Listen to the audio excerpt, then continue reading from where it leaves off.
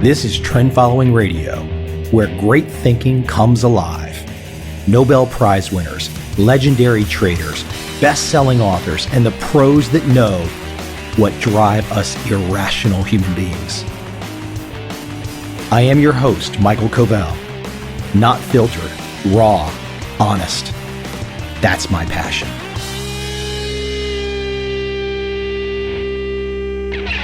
So today on the show, I have Jack Schwager. And for those that have had a pulse in the last 20 or so years and have read a few books on investments, you have surely crossed paths with Jack's prior works, the Market Wizard series, and that would be the Market Wizards, the new Market Wizards, Stock Market Wizards, and Hedge Fund Market Wizards. And today I have Jack on the show to talk about his new book, Market Sense and Nonsense. Jack, welcome today. Hey, thanks, Mike. Glad to be here. So let me jump right in.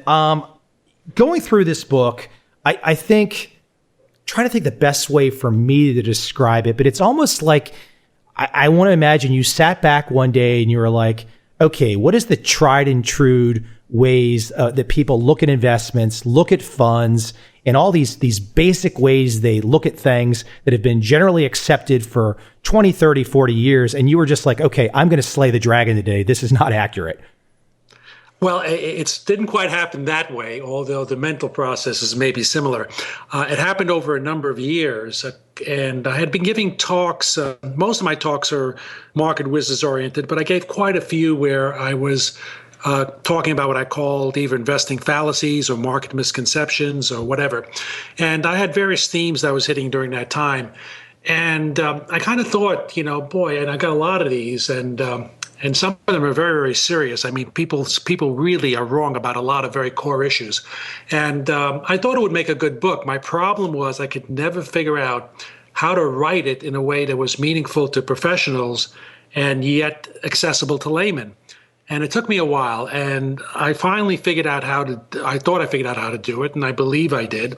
And so I started writing the book, and I started writing the book back in, maybe about 2 years ago, took it up to a final draft form, and then knew I also wanted to do this Hedge Fund Market Wizards. It had been over a decade since I'd written a book, and I thought it was best.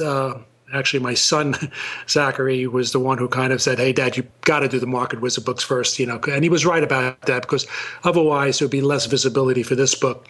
And so I put it aside in draft form, did the Hedge Fund Market Wizards in totality, then came back to this one, took another 4 months or so to finish it off, and that's why I ended up 2 books in 1 year. But the process actually began quite a number of years ago. It just had to sort of steep in my mind for a number of years till it came together and how to actually do this book. Yeah, I think you're spot on about the idea of how do you take the lay market. I struggle with this myself. How do you take the lay market out there, and then how do you bring this core audience that you've grown up with, a lot of the professionals that want to have a sense of the depth that you bring to the table? How do you bring those two groups together? And I think it is a struggle, and I think you've done an exceptional job of coming at that goal. Well, thanks. One of the ways I solved the problem was to have any formulas. One of my goals was to write the book without any equations in the book itself, in the main text, and so I kind of wrote it so any equations I had went into the appendix, and that was one way I solved the problem. And I just was always conscious of the reader saying, okay, I don't want to dumb down the points, but how do I write this so the average guy can get it? And hopefully I've been able to straddle that fence. Speaking of the average guy, I think very early on in the text, you had an example, and I'd love for you to share bits and pieces of it. It's going to make more sense when they read it. But I think it was your example of some of the picks that had been outlined on CNBC and maybe other finance channels, and then ultimately how Jon Stewart had kind of lampooned these picks and talked about the appropriate amount of money needed to invest based on all these picks they watch on TV all day long. Yeah, well, Stewart's thing, and it was like a classic particular program.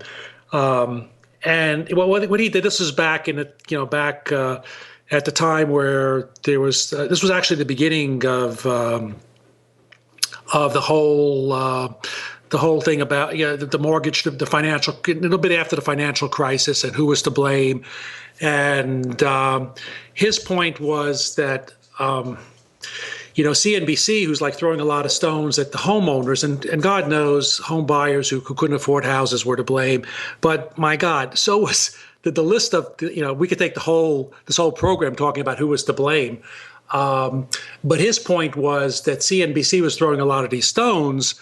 They had all these experts in quotations, coming out with all these predictions, and he would basically show clips from the show, and then show the black screen. Let's say they had Cramer saying, I would buy, and this is in the way when the market was crashing, and he showed the Dow 3 months later, and it's 3,000 points lower, and they had a sequence of these clips followed by black screens with what happened, and of course it makes them look pretty horrible.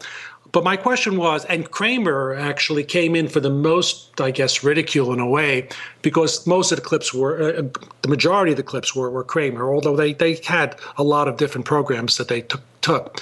So I kind of thought, well, sure, but sort of you cherry pick, anybody could be made to look terrible. So I was actually curious about the fact, what would happen if you actually followed all of Cramer's picks, and was this a fair accusation? So fortunately, and thank God for Google, I did a Google search, and there were these three economists who had done a study of all of Cramer's picks, and they began right at the beginning, and they had carried, and this study was very recent and actually finished only like a few weeks earlier after that program had aired. So the study came up with the following result. It basically said that if you held all the stocks that Cramer recommended when he recommended them, and that was your portfolio, only Cramer's picks, but you had them before he recommended them, beginning the night before, you kind of, depending on how long you held them, you kind of broke even between 50-day holding periods, 100, 200. They did various forward periods. But of course, then they looked at what happens if of course you wouldn't have had them before. What happened in the overnight effect? Cramer recommends it after the market closed. What if you bought them? What is the effect of the next opening?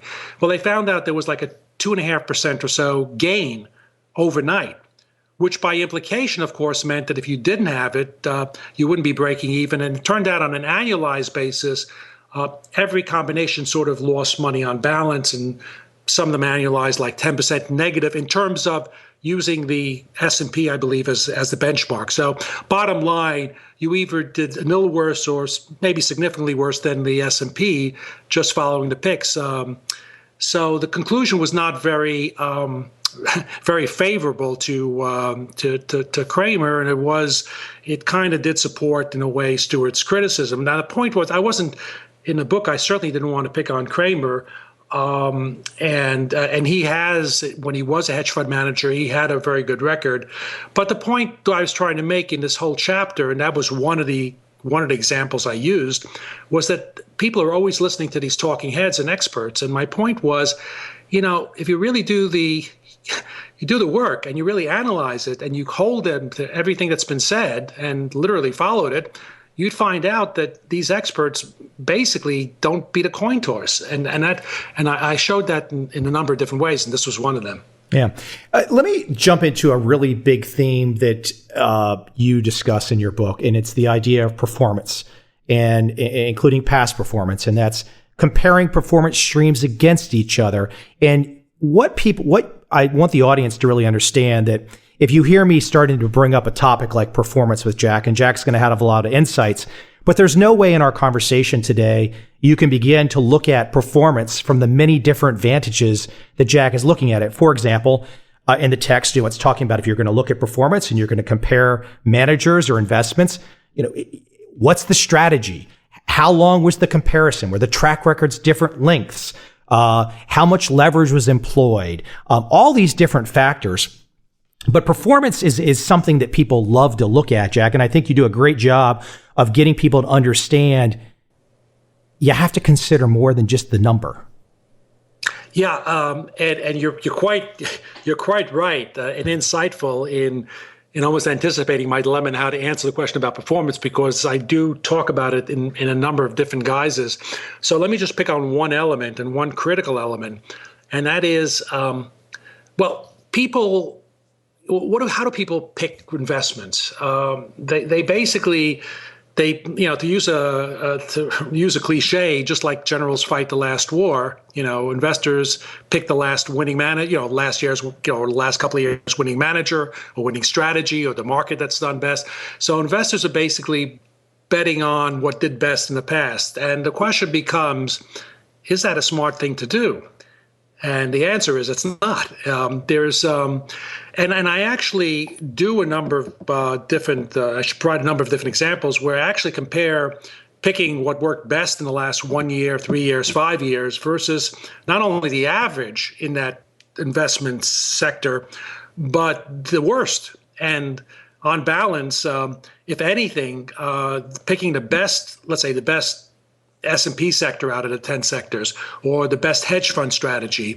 Doing that, picking the best actually comes out worse than picking the worst from a return risk standpoint.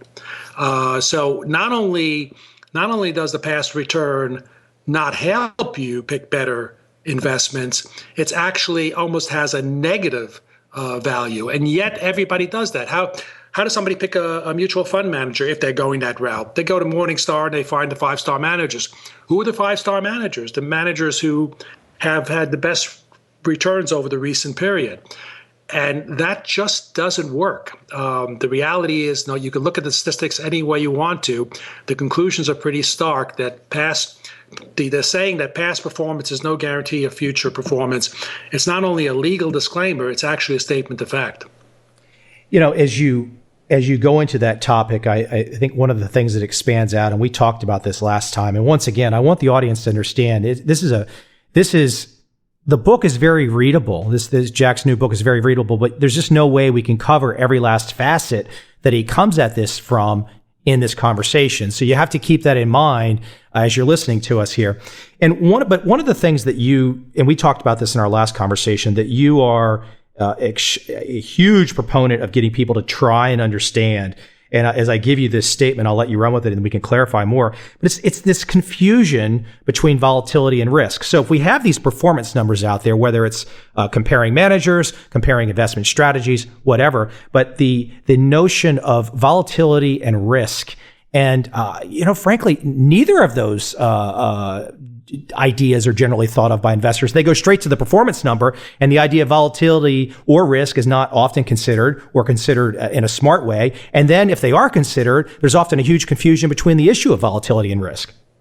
Yeah, well said. That often investors just go to the return numbers and forget to, or don't even think of looking at the risk side of it, whether through volatility as a proxy, which I'll talk about in a second, or any other way. And that goes, we'll leave that aside for now, but that goes to the whole heart of the issue of looking at return instead of return to risk, which is a giant mistake people make.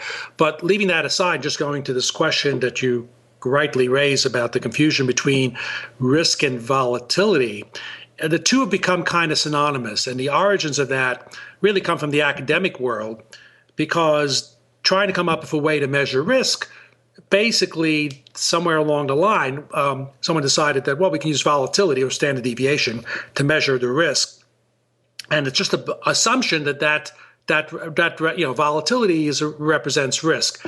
And it works well mathematically, gives you nice, neat answers. It allows you to do stuff like mathematical portfolio optimization. It allows you to rank managers return to risk wise.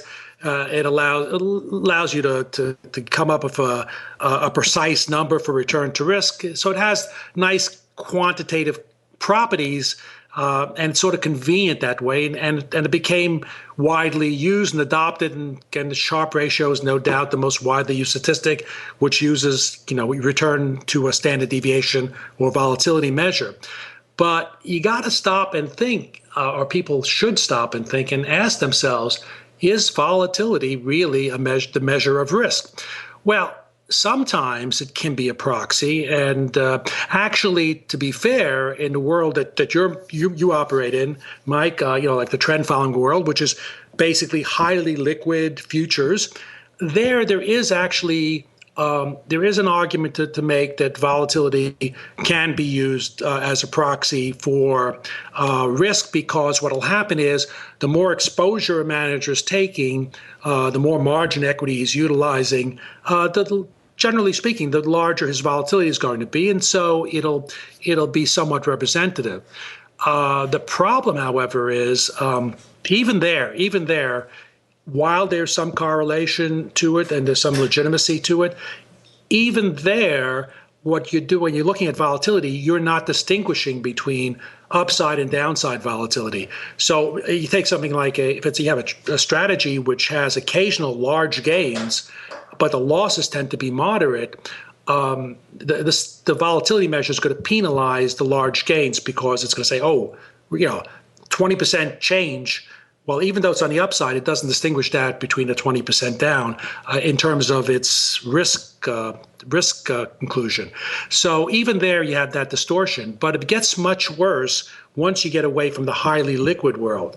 And the reality is that not only isn't volatility often a good proxy for risk, it sometimes is totally opposite.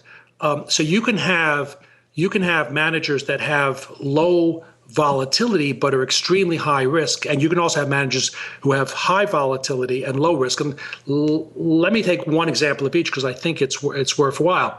So you have a lot of strategies out there, particularly in the hedge fund world, where they're implicitly short, either explicitly or implicitly short volatility, short credit risk, short liquidity.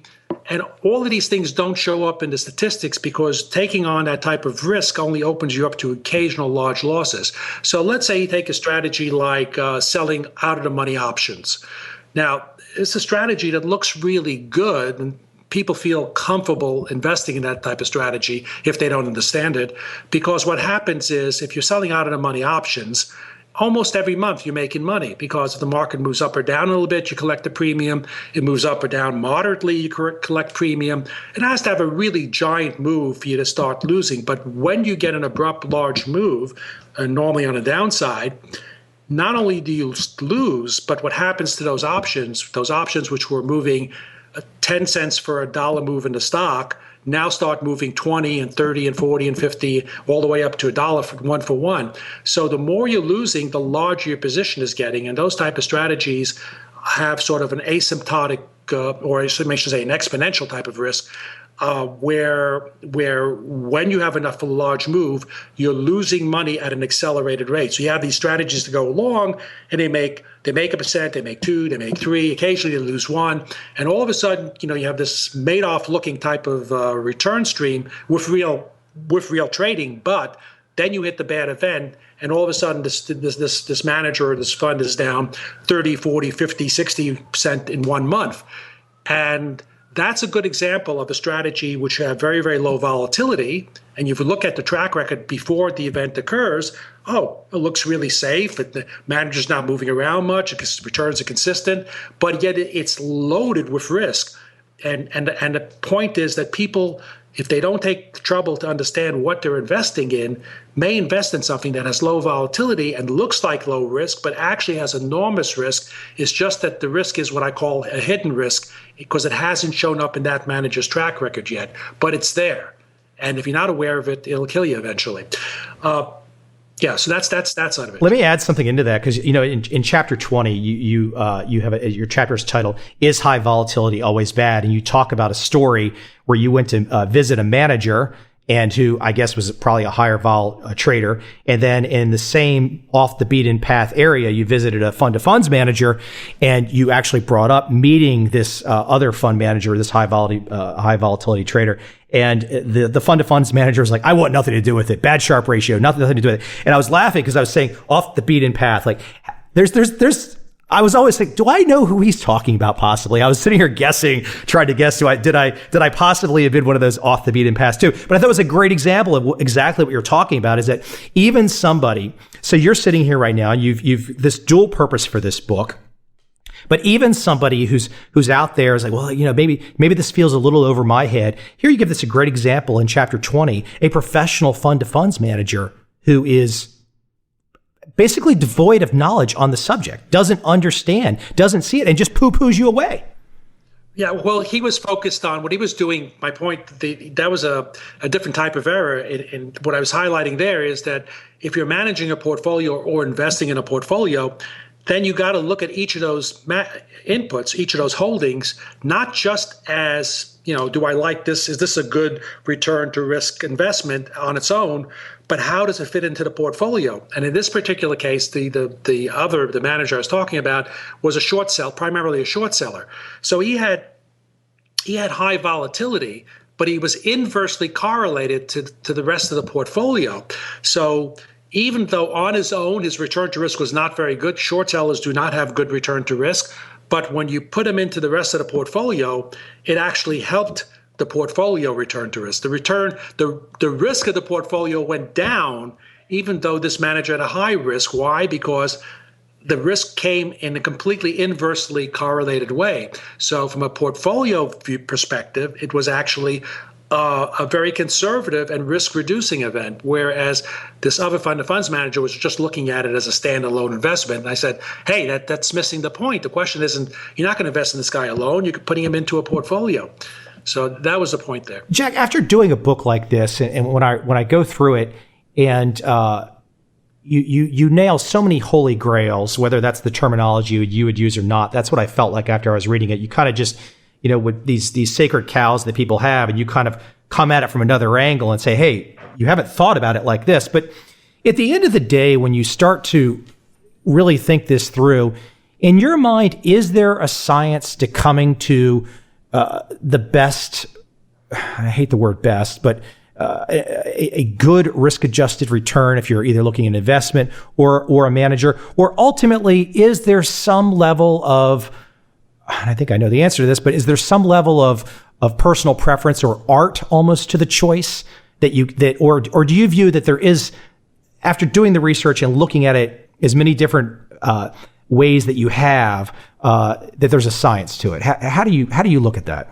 It's actually a bit of both. Now, there are better measures, and I talk about a simple one I call the gain to pain ratio, and I have some others, which are better ways of evaluating return to risk than something like the Sharpe ratio. I think much better.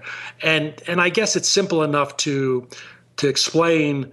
It's simply a matter of taking the sum of all the returns and dividing by the sum of all the losses. And doing that counts all the losses. It only counts losses as a negative in terms of risk. It doesn't count gains and so forth. So it has nice properties in that respect. And it gives you, based on a track record, it will at least tell you, I think, pretty well, will give you good ordering based on past performance, which managers have the best return to risk. And that's quantitative and scientific. And I think that you can do. The trouble is that while the past risk is pretty stable, the return side of that is not. And there's a very poor correlation between past performance to future performance. So that's where it becomes qualitative, because you still ultimately have to decide which manager who did well do I think is going to continue to do well, and what is their edge, and do I believe that that's a reasonable edge to continue to expect to, in the future, and so forth. There's a lot of qualitative judgments. So that's one way. And of course, the other way is, as we talked about before, a lot of strategies, the risk won't be visible in the track record. So you have to understand the strategy and be able to assess the risk in ways that may not be pure quantitative. You have to understand, okay, this guy's selling short options. Do I want to take that risk? Or this guy is short credit risk, and he's leveraging 4-to-1, and credit spreads have been coming down, but what happens if credit spreads go out? So some of those things are not going to show up quantitatively. You have to be informed enough and understand enough to ask the questions and understand the risk in a broader perspective. Gotcha. Let me shift gears on you. I posted a request for questions on Facebook to see what people were interested in. Some of the folks. I know the book is just out today, and just to reiterate, so people know, we are talking to Jack Schwager, and his new book is Market Sense and Nonsense. You can find that at Amazon. You can also go to Jack's website at jackschwager.com, schwager.com. Jack, let me jump into leveraged ETFs. I know that is something that you've written about in the book. And, I think for a lot of people out there that have had the chance to find out about them, it's like, wow, this is a great idea. And, if I get the timing right, well, then this is just, this is extra juice for me. Why don't you talk about leveraged ETFs and perhaps some of the pitfalls that you have uncovered and written about? Sure. Well, it was part of a broader point that people don't understand. And people think about volatility in terms of only risk. Sometimes, as we said, it may not even be relevant there. But even when it is relevant to risk, they don't realize that volatility is also very detrimental to return. And so the leveraged ETFs actually was one example of where that's true. And what I show in the book is I took the idea of you buy, what happened if you bought the double, the 2x leveraged S&P ETF and held it for, at the time when I did the study, let's say I think it was like 4.5 years or 5 years. What would have happened to that investment relative to you're having, let's say, just taking a 50% margin position in the stock, in the S&P itself? And it turns out that you do much, much worse. And I did the same thing then. What if you bought the double short S&P versus being leveraged 2x short just the underlying S&P? And once again, you did much worse. And then I showed that if you did both, if you bought the double the 2x long S ETF and bought the double short ETF, which sounds like, of course, well, that's a stupid thing to do. It's just basically one bounces the other. And yes, you would never do that trade. But I wanted to show that while people might think, oh, you have that position, it's just not going to do anything. You're double long and you're double short, and why would you do that? But what I wanted to show is if you actually did that, you would have, over the course of that 4.5 years, you would have literally lost virtually 100% of your money. And just to show how bad this effect was against the investment. So what's going on there is these ETFs, these leverage ETFs, work by every day adjusting to the change in the market. So if a market went up, let's make, the market goes up 3% in a day, then the ETF has to adjust for that. It goes down 3% because it always has to be double. So it's buying when it goes up, it's selling when it goes down. And what happens, and without going through the math, but the simple math works out that when you have markets going back and forth, it's like you're constantly churning away money. Because you have a compounding effect that's going on, and that compounding will help you if you get consecutive gains or consecutive losses. Then it will help. But if you get back and forth gains, and I don't mean every day back and forth, but just a mixture of ups and downs, over time, that's going to grind away at the equity. And as the examples I show, the effect over time can be huge. So I was trying to get people to understand that leveraged ETFs are a very bad way of taking a leveraged long-term investment, and you should never do it. And if you want to get a leveraged investment, there are much smarter ways of doing it. You can use margin if that's one way, but you could buy also in the money options is a way to get use much less money to get a leverage exposure. There are a lot of better ways. Main thing is I wanted people to understand that unless you're a very short-term trader, leveraged ETFs are very, very detrimental to longer-term investments. I'm going to switch gears on you. This is my brain in action. Switching gears. There's a lot of gear switching in this book, though. You do your own share of switching gears here. But when we talk about hedge funds. And I think for a lot of people, even bright folks out there, maybe investors or even institutional investors, some of them, there's a fear of hedge funds. And a lot of them will come back to the classic case of summer of 1998 with long-term capital management.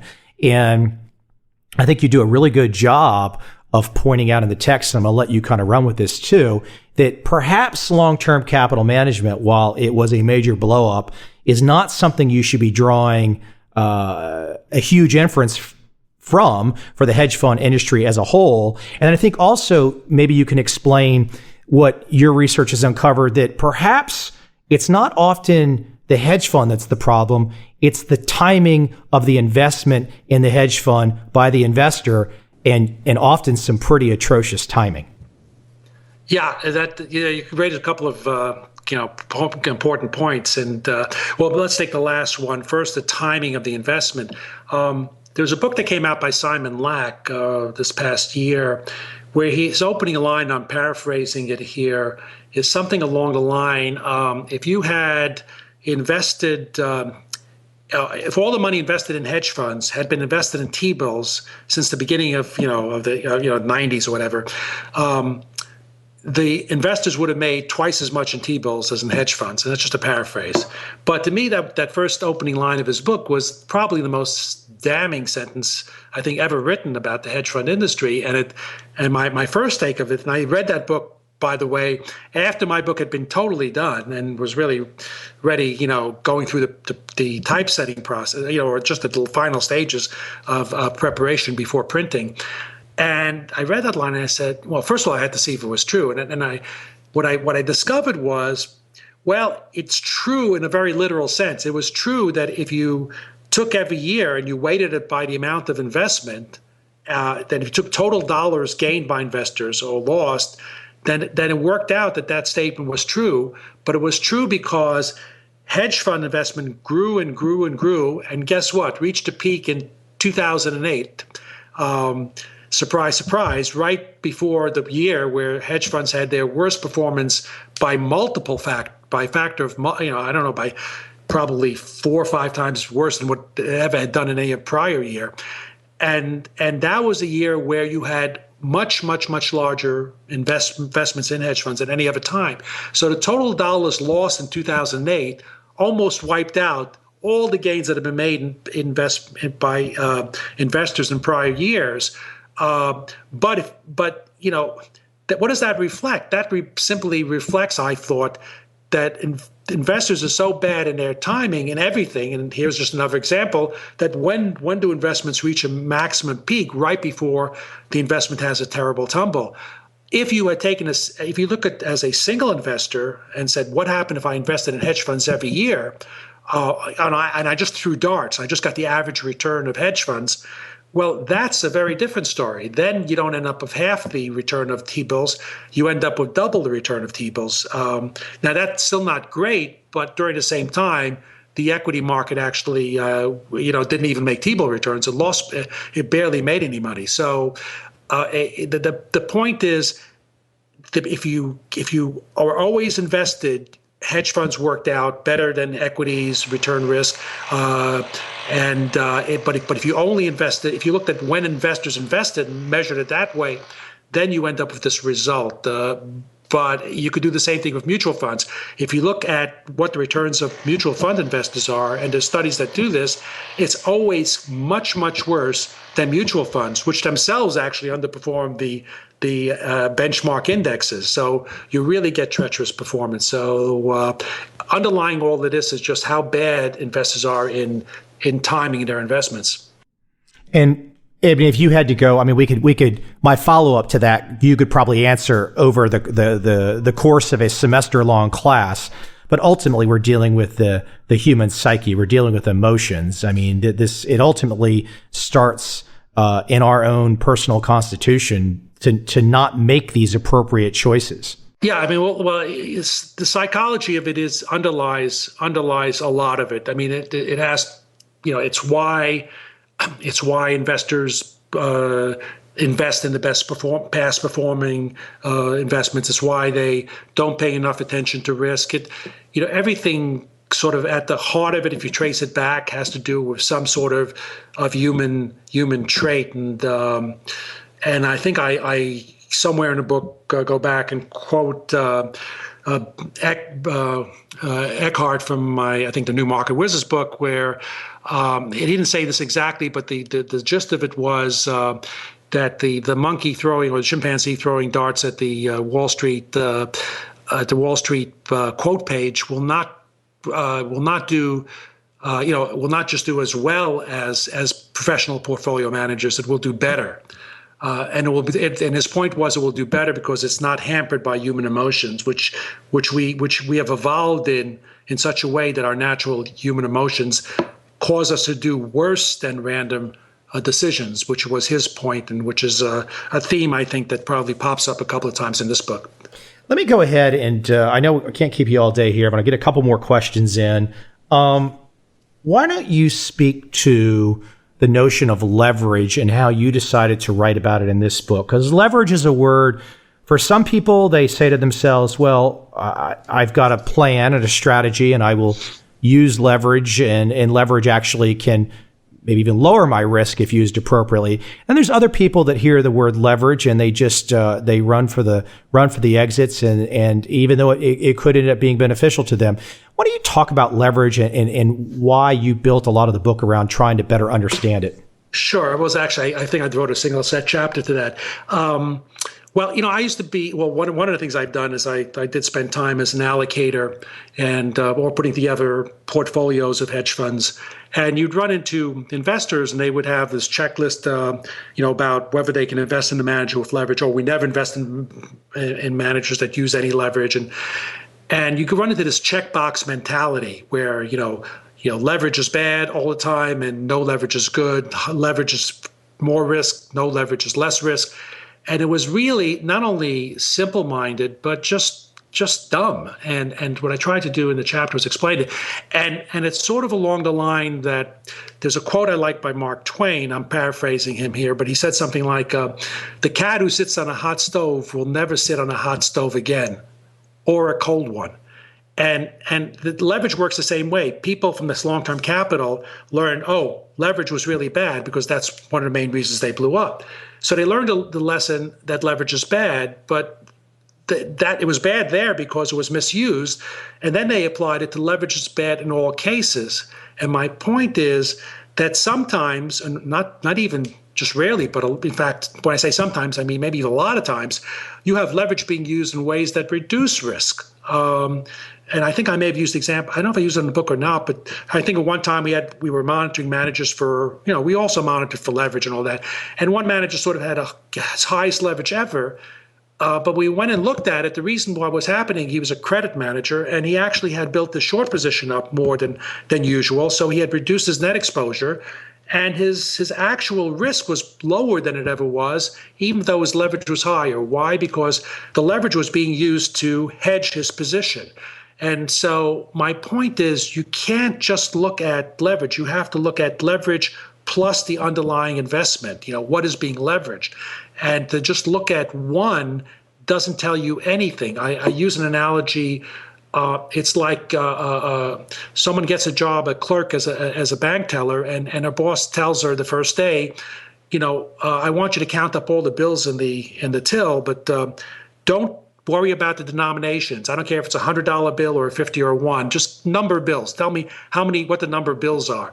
And that sounds like a really asinine instruction, but that's exactly the same thinking people do when they try to say, leverage, more leverage is, leverage is bad, that, 2x leverage is twice as much as 1, because they're not considering what is being leveraged. It makes a difference if it's a $100 bill or a $1 bill. They're not both the same.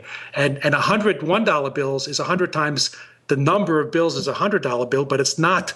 But it's an equal type of an item. So that's where people go wrong. They don't consider the underlying investment. They just simplistically look at leverage, and it doesn't work at all. In fact, in fixed income, for example, you have Eurodollars, let's say 3 months, and bonds, which could be 20 years, 30 years, whatever. If you try to measure face value or leverage somebody who leverages the 3-month Eurodollar versus the T-bond, you'll get totally erroneous risk assumptions because they're not taking into account that the risk of the T-bond is much, much greater because of its greater duration. So that's an example of not considering the underlying investment and only looking at the leverage. I have one more gear shift on you that I'm going to let you kind of sum up and let you kind of wrap with some key points that you think investors should take away before they read your book. But the last question or the last point that I want to bring up is something when I was going through the book, and I happened to be on page 279. And before I even read the text on the page, I had a rough guess as to where you were going, because I immediately recognized in the chart a grouping of approximately 10 trend following traders by name, I recognize most of them as being trend following traders. Like I said this before I even read the text, and I kind of had a feeling where you were going, because I had the same feeling years ago. I was like, when I first started looking at a lot of the trend following traders, I was like, why are fund of funds taking these managers that are pretty highly correlated, and then putting them all together in one group? So why take all these systematic trend followers, group them together in a portfolio? What's the benefit? And I never quite understood. I knew there wasn't a benefit, because you could but you kind of break that down as to why taking, let's say, 10 highly correlated trend following traders and putting them together in one portfolio is not the wisest move. No, and your instincts, of course, were totally correct. And often the reason why people do these things is because they're just not thinking, or not thinking things through. And they're just, my whole point, actually my point, or my many points in this book, is a lot of things that people do in the investment world is just wrong when you think about it. In this particular instance, the one you're raising, what I was showing was that you could take a portfolio, and by adding more managers, which sounds like more diversification, you get more managers, more diversification. That's good. You actually increase the risk, because if the managers you add are too similar, then you're actually decreasing the diversification, even though the number of investments increases. So too many times people will focus on, well, how many managers am I diversified, rather than how uncorrelated are they? And the example that you cited, which was like adding a bunch of trend following managers. So I took a portfolio of 5 managers and then added 10 more managers, but they were all trend followers in this case, and the return to risk becomes much worse, even though I deliberately picked this original small portfolio and the larger portfolio to have the same return. So the only difference was and the same average manager risk. They were only different in the combination, and it turns out that the much larger portfolio was much worse, because it had much larger drawdowns, or had larger drawdowns, simply because even though it had more managers, it had managers that were much more correlated.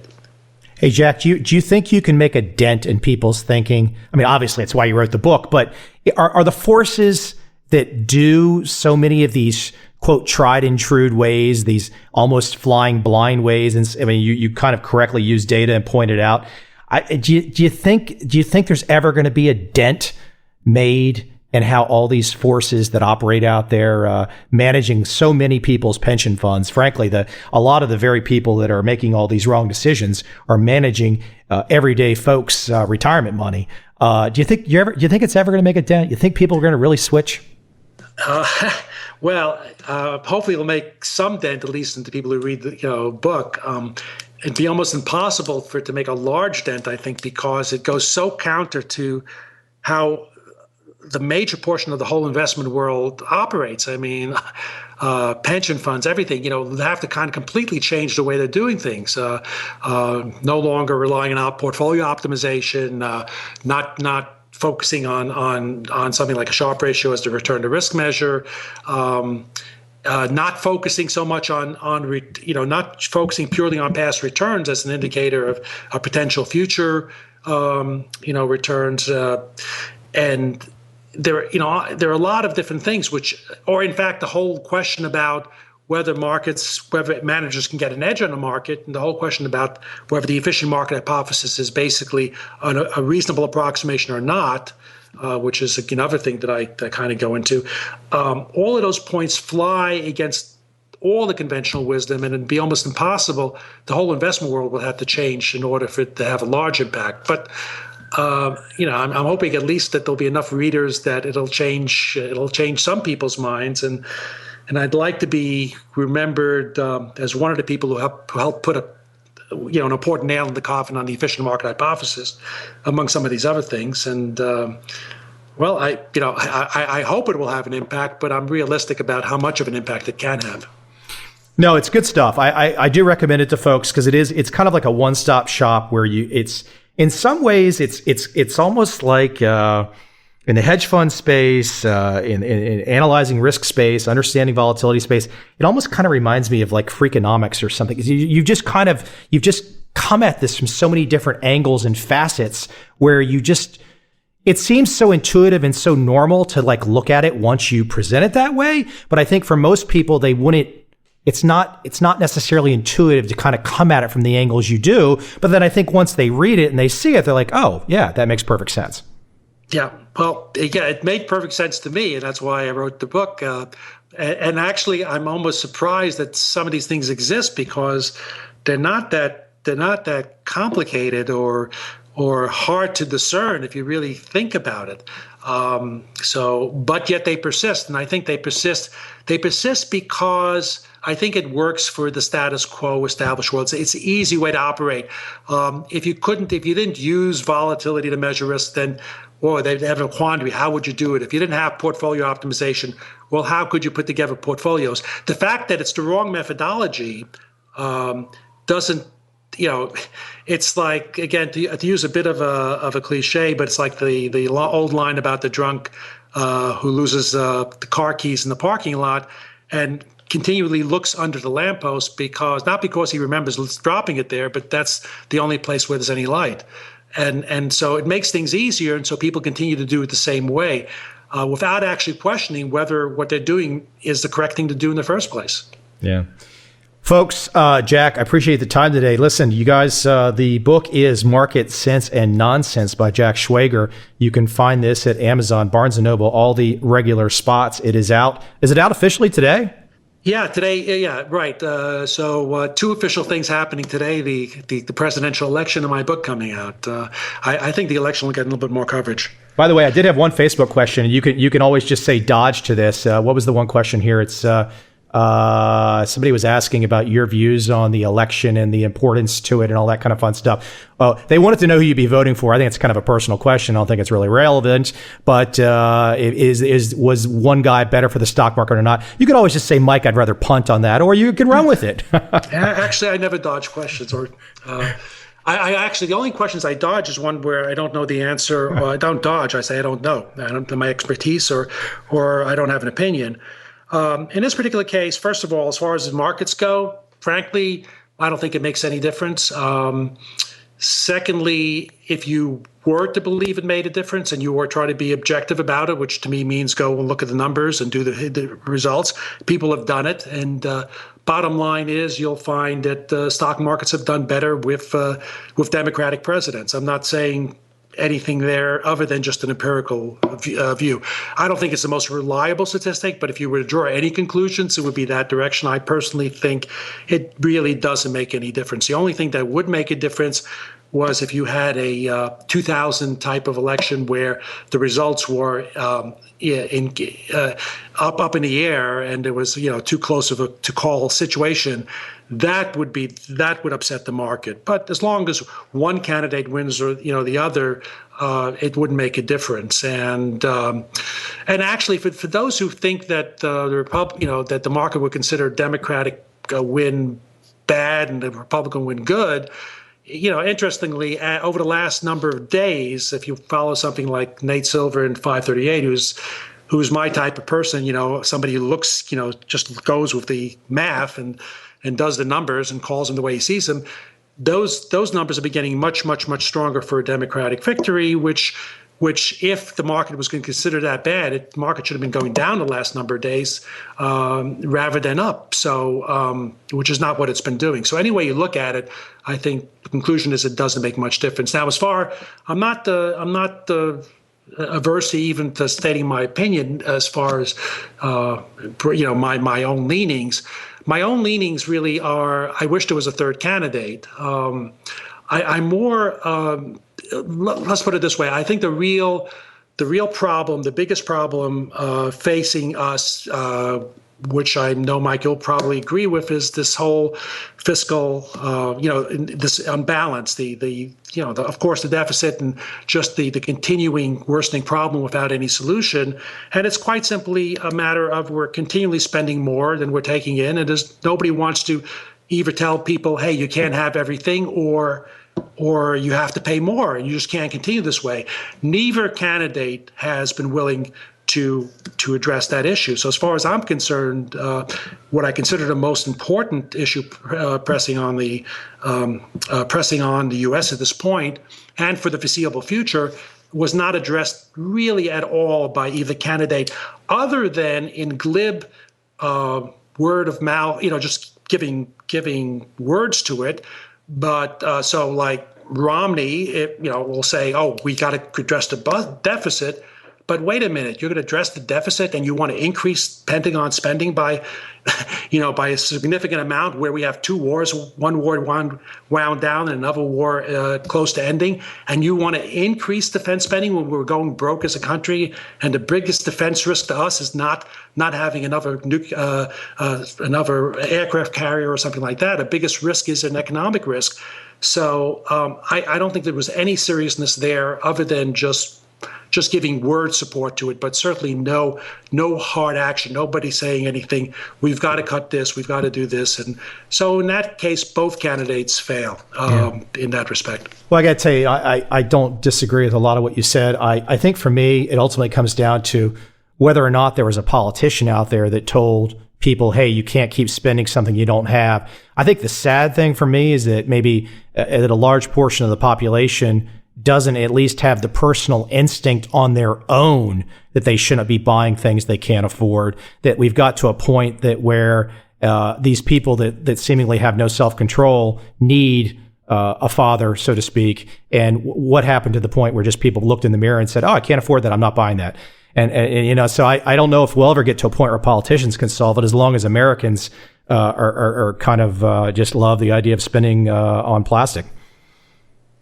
Well, actually, Americans have improved a bit because the personal debt has come down since 2008. It's the government debt that's gone no closer to a solution. And it still comes down to the voters demanding all these benefits, but yet also voting against anybody who will raise taxes. And, which it doesn't make a difference which side you're on. The point is you can't have both. And that's what voters are always asking for. So until you get a politician who's going to say, hey, the math just doesn't work, and here's what we got to do.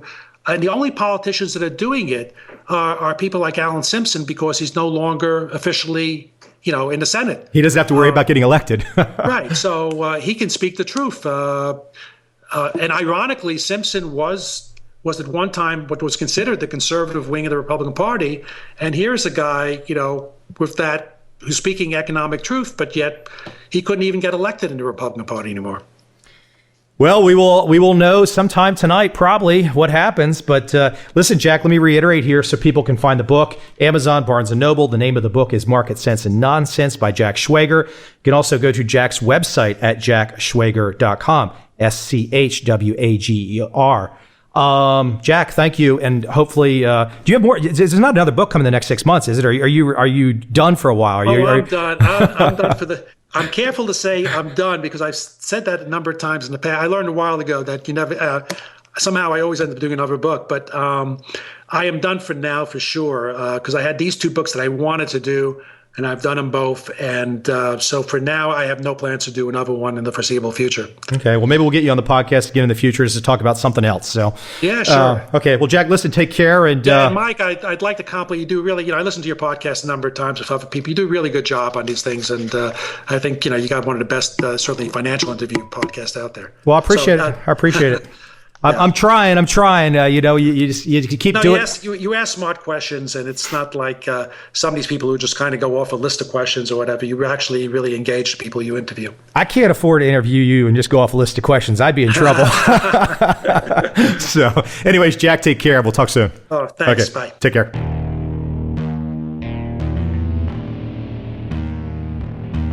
I see a time when those awake will understand how to make money in up, down, and surprise markets.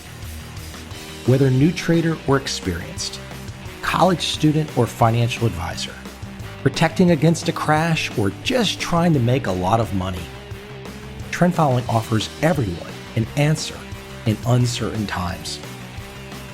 To get started immediately, send me an email, michael@covel.com.